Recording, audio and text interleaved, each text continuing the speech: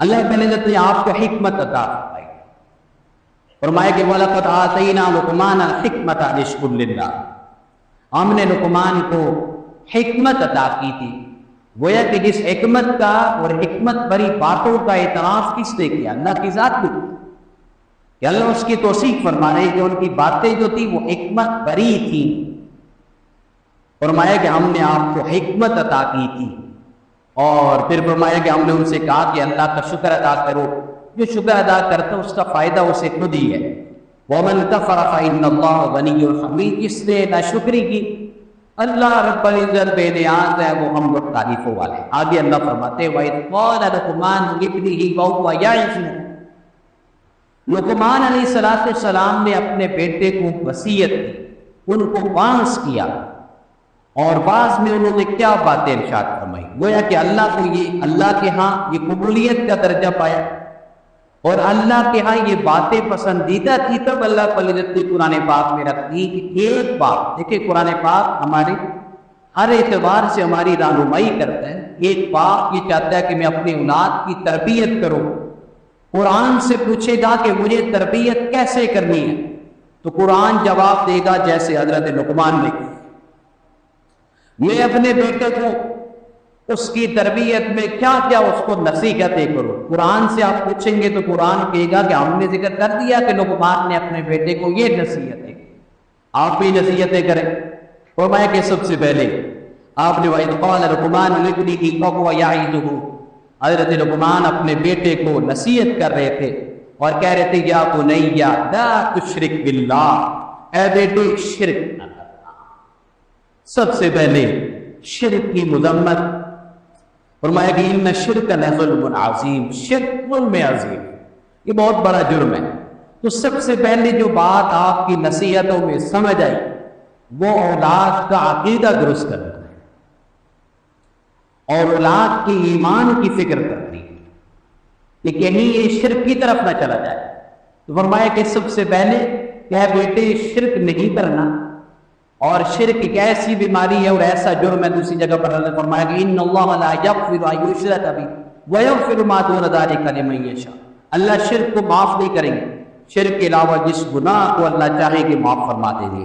تو شرک کیا چیز ہے یہ اولاد کو سمجھایا ہے، اللہ کی توحید وہ ان کے دلوں میں راسخ کر۔ آج میرے دوستوں انٹرنیٹ کا زمانہ ہے، اور اسی طرح بچے اب پتہ نہیں کس کس کو سن رہے ہیں، آپ کو نہیں پتا۔ اب اس کے اندر ایسے بھی ہیں جو ایمان کے ڈاکو ہیں، جو راہزن ہیں، جو ایسی ایسی نظریات وہ لا رہے ہیں لوگوں کے سامنے۔ کچا ذہن ہے بچہ، اس کو کیا پتا، وہ اس کو سن کر کے کہیں ایسا بھی ہو جاتا ہے کہ وہ ایمان سے ہی نکل جاتا ہے۔ اس کی فکر ہونی چاہیے کہ کس کو سن رہا ہے، کیا سن رہا ہے، کیا جو سن رہا ہے وہ مسلمان بھی ہے یا نہیں، یا صرف مسلمان کے نوادہ بھی ہیں۔ اس کی فکر اولاد والدین نے کرنی ہے۔ اور اس کے بعد اللہ رب العزت نے اپنا قول اس درمیان میں اپنا لائے وَوَصَّيْنَا الْإِنسَانَ بِوَالِدَيْهِ، حضرت لقمان علیہ السلام نے اللہ کے حق بتائے، اللہ نے باپ کا حق بتایا، فرمایا کہ ہم نے پھر انسان کو یہ وصیت کی کہ والدین کے ساتھ حسن سلوک اختیار کرنا ہے، اور پھر فرمایا کہ میرا شکر ادا کرنا ہے، اپنے والدین کا شکریہ ادا کرنا ہے۔ یوں اللہ رب العزت نے درمیان میں لائی کہ اولاد کو یہ بھی سکھانا ہے کہ والدین کی فرما برداری ہے۔ اس کے بعد یا بنی انہا ان تک مثقال حبۃ من خردل، اے بیٹے کوئی بھی چیز اچھائی ہو یا برائی اگر وہ رائی کے دانے کے برابر ہو، فتکن فی صخرۃ، چاہے وہ کسی چٹان میں ہو، او فی السماوات او فی الارض، آسمانوں میں ہو یا زمین، یأتی بی اللہ اسے سامنے لائے گا۔ ان اللہ لطیف خبیر، اللہ بہت باریک بین ہیں، جاننے والے ہیں، باخبر ہیں۔ دیکھیں نماز کا حکم اس کے بعد آ رہا ہے، یا بنی اقم الصلاۃ، نماز کی بات میں پہلے جس ذات کے لیے نماز پڑھنی ہے اس ذات کا صحیح تصور بٹھانا ہے بچے کے دماغ میں۔ دیکھیے یہ کتنی بڑی بات ہے کہ اللہ کی ذات کے ساتھ جب بچے کا اس کو نصیحت کی جا رہی ہے تو سب سے پہلے اس کے دماغ میں اللہ کا صحیح تصور، اس کا علم کتنا وسیع ہے اور وہ کیسے ہر چیز کو جاننے والا ہے۔ فرمایا کہ چھوٹی ہو نیکی یا بیٹا چھوٹا ہو گناہ، یاد رکھنا چاہے وہ آسمانوں کی بلندیوں پر ہو، زمین کی تہ میں ہو یا کسی چٹان میں ہو، اللہ سب سے واقف ہے اور اللہ قیامت کے دن سب کو سامنے لائے گا۔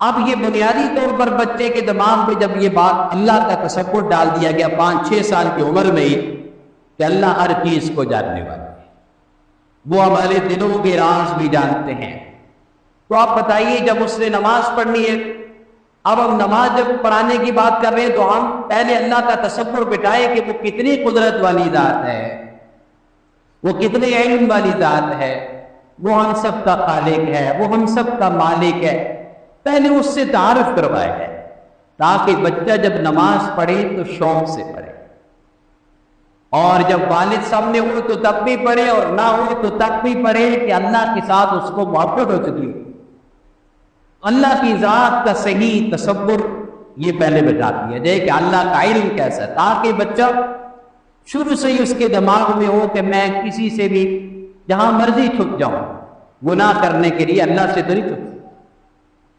اب اس کے یہ دماغ میں بات آ گئی کہ دنیا سے چھپ کر کے میں گناہ کر سکتا ہوں، دنیا کو دھوکہ دے سکتا ہوں، لیکن اللہ کو نہیں دے سکتا۔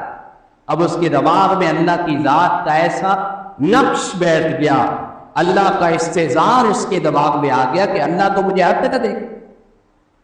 اس کے بعد فرمایا یا بنی اقم الصلاۃ، اب اللہ کا صحیح تصور بٹانے کے بعد اگلی بات یا بنی اقم الصلاۃ، اے میرے بیٹے نماز پڑھنا، نماز کا اہتمام کرنا۔ اور جیسے گزشتہ جو میں عرض کیا تھا کہ نماز ان الصلاۃ تنہی عن الفحشاء والمنکر، نماز یہ حیائی اور برے کاموں سے روکتی ہے، اگر نماز کی پابندی کرے گا تو وہ گناہوں سے بچتا رہے گا، اللہ اس کی اصلاح فرمائے۔ آگے فرمایا کہ وَأْمُرْ بِالْمَعْرُوفِ وَانْهَ عَنِ الْمُنکر، نیکی کا حکم کرو، اچھائی کو پھیلاؤ، وَانْهَ عَنِ الْمُنکر، اور برائی سے روکو۔ اور یا بنی، اب دیکھیے حضرت لقمان اپنے بیٹے کو بتا رہے ہیں کہ بیٹے چھوٹے، لیکن امر بالمعروف، اچھی بات دوسروں کو بتانی۔ اب جب اچھی بات دوسروں کو بتائے گا تو اس کا مطلب یہ ہے کہ وہ خود تو اچھا کرے گا نا، تو کبھی دوسروں کو بتائے گا۔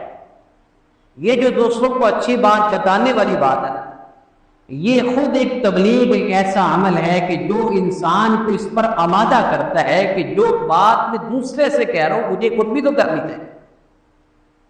اب اس کے اندر ایک احساس ذمہ داری پیدا کیا جا رہا ہے کہ صرف آپ نے اچھا مسلمان خود ہی نہیں بننا، بلکہ آپ نے اچھائی دوسروں کو بھی بتانی ہے۔ اب بتائیے اس کے اندر احساس ذمہ داری آ رہی کہ مجھے نماز خود بھی پڑھنی ہے، مجھے گناہوں سے، جھوٹ سے، فریب سے خود بھی بچنا ہے اور دوسروں کو بھی بچانا ہے۔ وَأْمُرْ بِالْمَعْرُوفِ، اچھائی نیکی کا دوسروں کو حکم کر، وَانْهَ عَنِ الْمُنکر، اور منکر سے، برائی سے، ہر قسم کے گناہ سے دوسروں کو روکو۔ وَاصْبِرْ عَلَى مَا أَصَابَكَ، جو تم میں تکلیف پہنچے، پریشانی آ جائے، اس پہ صبر کرنا۔ ان ذالک من عزم الامور، فرمایا کہ یہ بڑے اونچے کام، یہ جو بتائے جا رہے ہیں ان ذالک من عزم الامور، یہ بڑے العزم لوگوں کے، بڑے اونچے لوگوں کے کام ہے، یہ اونچی صفات ہے۔ اب یہ ہے کہ صبر کرنا بچوں کو بتانا۔ اب صبر کیا ہوگا؟ ایک تو یہ ہے کہ کوئی بیماری آ گئی، کوئی پریشانی آ جائے۔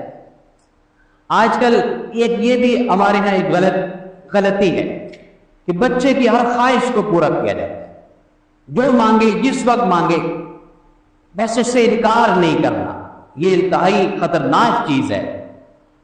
اس سے بچے کے دماغ میں یعنی وہ یہ سمجھتا ہے کہ خواہش دنیا میں کچھ بھی کروں گا، اب کبھی حالات ہوتے ہیں اس کے پورے ہونے کے اور کبھی نہیں ہوتے۔ جب آپ نے اس کی عادت بنا لی کہ جو منہ سے نکالے آپ نے اس کو پورا کیا، نتیجہ یہ ہوگا کل آپ کے پاس پیسے نہیں ہوں گے، وقت نہیں ہوگا، حالات بدلتے ہوئے وقت نہیں لگتا، یہ بچہ گلے پڑے گا۔ ہر چیز جو بھی انسان خواہش کرے، بتائیے اچھا اللہ کی ذات سے بڑھ کر کوئی مہربان ہے کہ اللہ بھی تو ہر چیز ہر ایک کو نہیں دیتے، اللہ رب العزت بھی ہر ایک کو ہر چیز نہیں دیتے، وہ بھی روک لیتے۔ ہم کتنی چیزیں مانگتے ہیں اللہ نہیں دیتے، اس کا مطلب یہ ہے کہ ہر چیز ہر بندے کے لیے ضروری ہر وقت نہیں ہوتی۔ اولاد جب بھی کسی چیز کا مطالبہ کرے، موقع دیکھے، اس کی عمر دیکھے، اپنے حالات دیکھے، اور پھر بچے کو بتائے آپ کے لیے چیز ٹھیک نہیں، کثر کبھی کبھی چیز کو روک لیا جائے، کسی وقت کے ساتھ اس کو موقت کر دیا جائے کہ آپ میٹرک پاس کر لیں گے آپ کو یہ ملے گا، آپ اتنے نمبر لے لیں گے آپ کو یہ ملے گا۔ اس ایک کو اس کی حوصلہ افزائی بھی ہوگی، دوسرے کو اس کے اندر ٹھہراؤ آئے گا۔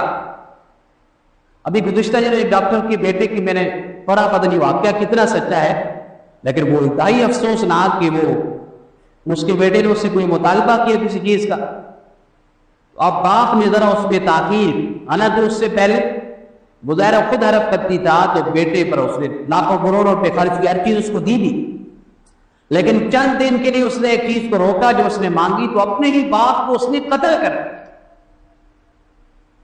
کیونکہ اس سے پہلے جو اس کے منہ میں آیا اور وہ پورا کرتا چلا گیا۔ تو کہاں تک آپ پورا کریں گے؟ ممکن ہے وہ غلط رخ میں جب چلا جائے، آپ سے پیسے مانگ رہا ہو غلط کاری اور غلط اڈوں پہ جانے کے لیے، اور آپ نہ دینا چاہ رہے ہو، تو پھر انجام پھر کبھی جا کر کے انتہائی خطرناک ہوتا ہے۔ اس وجہ سے فرمایا جا رہا ہے کہ وَاصْبِرْ عَلَىٰ مَا أَصَابَكَ، اپنے بیٹے کو صبر کرنا۔ حالات دیکھیے، مالی طور پر بھی انسان کی مشکل، آج بچے اگر کلاس میں فیل ہو جائے، کتنے واقعات ہیں بچے خودکشی کر لیتے ہیں، مالی طور پر ذرا پریشان ہو جائے خودکشی کر لیتے ہیں، ایسے ڈپریشن کے مریض ہو جاتے ہیں۔ اب اس کی وجہ کیا ہے کہ مشکل حالات سے کیسے صبر کرنا ہے، اس میں حوصلہ کیسے رکھنا ہے۔ قرآن کہتا ہے کہ اپنی اولاد کو یہ صبر سکھاؤ۔ صبر آپ نے قصداً سکھانا ہے، جیب میں پیسے ہوتے ہوئے بھی آپ نے نہیں دینے، روک کر دینے، کبھی دے دی اور کبھی نہیں۔ اور اولاد اس کو بچپن میں سمجھ جاتی ہے۔ اپنا واقعہ، میرا بیٹا ایک 6 سال کا ہے، تو اس کی بھی یہ عادت کہ بار بار باہر جائے تو کوئی چیزیں مطالبہ کرے۔ ایک مرتبہ سچی بات یہ کہ میں نے اس کو صاف کہہ دیا کہ ہر وقت پیسے نہیں ہوتے، ہر چیز ہر وقت نہیں ملتی ہے۔ یقین مانے آپ جب بھی وہ چیز مجھ سے مانگتا ہے تو پہلے پوچھتا ہے کہ پیسے ہیں، تو کبھی کہہ دیتا ہوں ہیں اور کبھی نہیں۔ اب اس کے دماغ میں یہ بات بیٹھ گئی ہے کہ ہر وقت میں پیسے بھی نہیں ہوتے جیب، اور ہر وقت میں چیز نہیں بھی ملتی ہے۔ اب میں مصروف ہوں، یہاں نہیں جا سکتا ہوں چیز لینے کے لیے، تو بچہ باہر جو ہے نا وہ لوڑنا شروع ہو جائے، اس سے بچے کی عادت بگڑتی ہے۔ تو خود اس قرآن کے اس اصول سے بھی معلوم ہو رہا ہے وَاصْبِرْ عَلَىٰ مَا أَصَابَكَ، جو پریشانی آئے، حالات آئے، اس میں صبر کر۔ آگے فرمایا وَلَا تُصَعِّرْ خَدَّكَ لِلنَّاسِ وَلَا تَمْشِ فِي الْأَرْضِ مَرَحًا، لوگوں کے لیے اپنے گال نہیں پھیلانے۔ گفتگو کے آداب، گفتگو کے انداز سکھایا جا رہا ہے، اونچی آواز سے بولنا، گالم گلوچ کرنا، اور فرمایا کہ گال پھیلا پھیلا کر باتیں کرنا۔ اب ظاہر ہے یہ غصے میں انسان کرتا ہے، جب گالی دے رہا ہوتا ہے تب کرتا ہے۔ تو کہا جا رہا ہے کہ اس کا مطلب کیا ہوا کہ آپ نے اپنے اولاد کو انداز گفتگو بھی سکھانا ہے کہ کسی مجلس میں بیٹھا ہو تو آپ شرمندہ نہ ہو، یہ کیسے گفتگو کر رہا ہے۔ اور فرمایا کہ وَلَا تَمْشِ فِي الْأَرْضِ مَرَحًا، زمین میں اطراء کر نہیں چلنا، تکبر نہیں کرنا، اطراء کر فخر اور غرور سے۔ ان اللہ لا يحب كل مختال فخور، اللہ اترانے والوں کو، فخر کرنے والوں کو اللہ پسند نہیں کرتے۔ اس کے اندر عاجزی پیدا کرنی، عاجزی ہوگی تو وہ آپ کا خدمت گزار ہوگا، عاجزی اس کے اندر ہوگی تو تب وہ ہر موقع پر دوسرے کا خیال رکھے گا۔ تکبر ایسی چیز ہے کہ جو انسان کو کسی کی خدمت نہیں کرنے دے۔ اور فرمایا کہ وقصد فی مشک، اپنی چال میں میانہ روی اختیار کرنا۔ چال سے مراد صرف قدموں سے چلنا نہیں ہے، یہ زندگی کے ہر موڑ پر اور ہر معاملے میں ہے۔ آپ اگر پیسہ ہے تو میانہ روی اختیار کرتی ہے، علم ہے میانہ روی اختیار کرنی ہے، عہدہ ہے، طاقت ہے، میانہ روی اختیار کرنی ہے۔ کبھی پیسہ آتا ہے تو انسان آپے سے باہر ہو جاتا ہے اور بے دریغ خرچ کرتا ہے، اور حالات کبھی تنگ ہو جائے تو پھر اس وقت بھی انسان کو بہت پریشانی اٹھانی پڑتی ہے۔ تو قرآن یہاں کیا کہتا ہے کہ اپنی اولاد کو میانہ روی سکھائیں، چال میں آہستگی سکھائیں، چال میں اعتدال سکھائیں، اور فرمایا کہ وغضض من صوتک، اپنی آواز کو پست رکھنا، ان انکر الاصوات لصوت الحمیر، آوازوں میں بڑی آواز گلے کی ہے، یعنی بلند آوازیں، چیخ و پکار گھروں میں جیسے بچے کر رہے تھے، فرمایا کہ اس سے بچے اور آواز کو پست رکھیں۔ یہ حضرت لقمان علیہ السلام اپنے اولاد کو جو آپ نے نصیحتیں قرآن نے ان کو ذکر کیا، آپ گھر میں جا کر ذرا تفصیل سے، ابھی تو ہمارا وقت مکمل ہو گیا، میں نے بالکل اختصار کے ساتھ یہ آپ کے سامنے نصیحتیں رکھی۔ آپ گھر میں جا کر آج قرآن کھولیں، تفصیل کے ساتھ مزید اس کی تفصیل دیکھیں، اور یہ جو آپ کی باتیں بتائی ہوئی ہیں اس کی حکمتیں آپ دیکھیں۔